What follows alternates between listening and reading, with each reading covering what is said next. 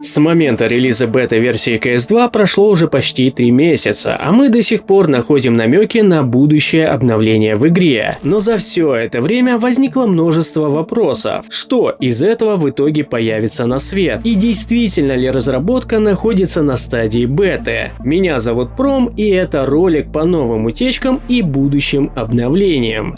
Да, конечно, эффект был бы намного круче, если бы данное начало я доделал задолго до появления официальных инструментов, но от этого ролик не становится менее интересным, так как информация весьма годная, и я постарался максимально все визуально продемонстрировать. Так что считаю, было бы неплохо, если бы вы поставили лайк под роликом и написали какой-нибудь комментарий. Ну а начну я свое повествование с маленького. С последним крупным обновлением для новенькой CS2 кое-что поменялось в скрытых возможностях главного меню игры. Заблокированную вкладку «Смотреть» переместили в левую часть экрана, где находятся кнопки настройки и выключения. Кто не в курсе, что они вообще присутствовали в игре, просто посмотрите ролик, где я разблокировал функции меню. Он будет в описании. Понятное дело, что ее переместили из-за новой вкладки снаряжения, которую, скорее всего, разработчики хотели добавить еще на релизе игры. На это указывает замененные строчки Default Slot на Flexible в конфиге Items Games, что предположительно указывает на проблемы данной вкладки при разработке, которую они в итоге починили и расширили ее возможности. И вот, ребята, как раз таки такие моменты заставляют задуматься, насколько игра в целом готова и сколько еще вещей задумали разработчики, но пока что не реализовали. Задаваться, кстати, этим вопросом за весь ролик вы будете достаточно часто. Но не суть. Наконец-то мы получили именно ту вкладку, где можно найти намеки на будущие косметические предметы. И прошу вас уделить особое внимание ячейкам, которые находятся рядом с моделькой игрока, потому что в будущем она будет расширяться. Причем по коду самого меню расширяется она на данный момент только по вертикали. Возможно, в будущем что-то поменяется, но пока что так. И если попробовать вписать туда рандомные теги из головы, мы увидим, что место есть только для 2 новых ячеек, но они будут неактивными. Но самое забавное, что одна ячейка 100% подготовлена для питомцев, потому что она сразу становится рабочей, если прописать определенный тег pet. И даже несмотря на то, что данный вид предметов еще не присутствует в конфиге Items Games и нет дефолтной иконки, поэтому я решил поставить курицу. Да-да, речь идет о тех самых питомцев, которые ранее находили в файлах игры, и на их изображениях были курицы. Кстати, об иконках. Один из моих подписчиков скинул мне изображение варежек, которые, по его словам, не используются в игре. К его разочарованию, все новые дефолтные изображения для уже рабочих ячеек используются. И варежки — это как раз-таки слот для перчаток. Просто из-за того, что нет возможности их снять, то эту иконку вы попросту не увидите. Однако в коде игры прописан занимательный скрипт, который цепляет все эти иконки по тегам самих предметов.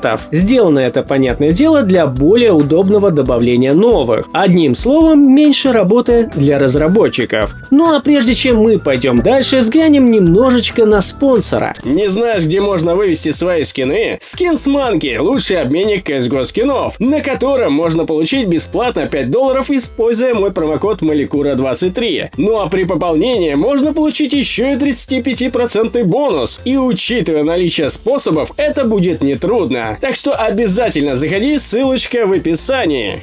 Ну что же, идем дальше. На самом деле с релиза бета-теста CS2 находилось очень много интересных вещей с будущими обновлениями, которые так или иначе на данный момент не работают в игре. Кое-что я показывал, а кое-что решил придержать, пока не выйдут либо определенные режимы, или на худой конец официальные инструменты. И я думаю, вы поймете почему. На данный момент в CS2 официально доступно 2 режима. Это бой насмерть и обычный соревновательный. Однако в файлах игры находятся новые анимации, связанные с заложниками. Причем в файле, где все анимации террористов и контртеррористов. Всего их 4, и 2 из них должны взаимодействовать друг с другом. И если вы внимательно присмотритесь, то поймете, что это момент самого спасения. Еще до выхода официальных инструментов я вывел эти анимации в 3D Max, дабы попытаться их скомбинировать. И заметил то, что они слегка кривые. Дело в том, чтобы эти 2 анимации работали гармонично, точно, моделька заложника должна находиться на несколько пунктов выше земли, что, ребят, смотрится крайне странно. Однако мне удалось найти более-менее приемлемые позиции и отрендерить вам весь процесс. Забавно то, что анимации проигрываются всего в 3 секунды, что гораздо быстрее самого спасения в игре, который составляет около 4 секунд. Но на самом деле это не так критично, потому что скорость проигрывания анимации всегда можно подогнать. Ну и, конечно же, в качестве бонуса я еще отрендерил весь процесс от первого лица. Конечно, вряд ли такое будет, так как, скорее всего, камера у игрока будет статичной, как и было в CSGO. Но как минимум это выглядит достаточно прикольно. И тут, как вы понимаете, наконец-то выходят официальные инструменты для CS2, в которых присутствуют шаблоны для создания карт под разные режимы. И в них, к моему счастью, находился вариант с заложниками. И откомпилировав карту, мы наблюдаем, что весь режим с заложниками полностью скопирован с CSGO. Правда, отсутствуют сами модели заложников. И если перенести модельку из CSGO в CS2, то она спокойно вписывается в этот шаблон, так как изначально и прописана там. И вот на этом моменте мы снова начинаем задаваться вопросом. По сути, все режимы и весь код, не считая некоторых факторов с оружием, полностью копируют CSGO. А что если нам посчастливилось стать свидетелями самой разработки новой CS2? То есть, при полном копировании всей составляющей CSGO, они часть за частью ее переделывают на наших глазах под свое запланированное видение. Почти так же, как и создаются ремейки карт. Но это, ребята, лишь одно из предположений. Существует еще вероятность, что данные анимации либо могут использоваться для новой тренировочной карты, ну, наподобие той самой, что была в CSGO, где инструктор говорит, что делать, и ты стреляешь по мишеням. Или же для какой-нибудь кооперативной миссии. В любом случае, у данных анимаций есть приписка SH, которая указывает, что это именно геймплейные анимации. Кстати, о кооперативном режиме. В игре также присутствуют 3 новые занимательные анимации, и тоже с припиской SH, которая относится к геймплею. И что-то мне подсказывает, что они могут относиться к ботам в кооперативном режиме, так как одна анимация отвечает за обычную стойку, другая зовется смотрящей, и третья называется блуждающей. И исходя из этих анимаций, уж очень они походят на NPC врагов, которые будут находиться своего рода в спящем состоянии, пока не обнаружат игрока. Масло в огонь к этой теории еще и подливает функция Look At, которая присутствует в CS2. И нет, это не та самая функция, которая связана с осмотром оружия, и не совсем та, что отвечает за конкретно ваш АИМ. Я же говорю вам про функцию, которая имитирует взгляд персонажей на разные предметы, либо на самого игрока. Разумеется, на данный момент она не работает, ну а выполняет она ту же функцию, что и в игре Left 4 Dead. Это когда вы подходите к тиммейту достаточно близко, и его персонаж начинает смотреть конкретно на вас. Так что, ребята, вполне в будущем можно ожидать неплохую такую кооперативную миссию для CS2. Но, опять же, повторюсь, это просто теория и догадки. Мое дело вам все это продемонстрировать, и вы сами сделаете свои определенные выводы. Тем более, что разработчики бывают частенько откладывают в долгий ящик свои задумки. Ну а так, по итогу всего ролика можно сказать, что нас ждет действительно очень много интересного контента в CS2, так как большинство идей реализуется теперь гораздо быстрее, и возможностей стало просто невероятное количество. Тут тебе и анимации насмешек, и будущие питомцы, и, возможно, новые виды одеваемых предметов на персонажа. Это я, к слову, о том, что они с добавлением вкладки снаряжения добавили гибкие категории предметов Flexible для упрощенного добавления.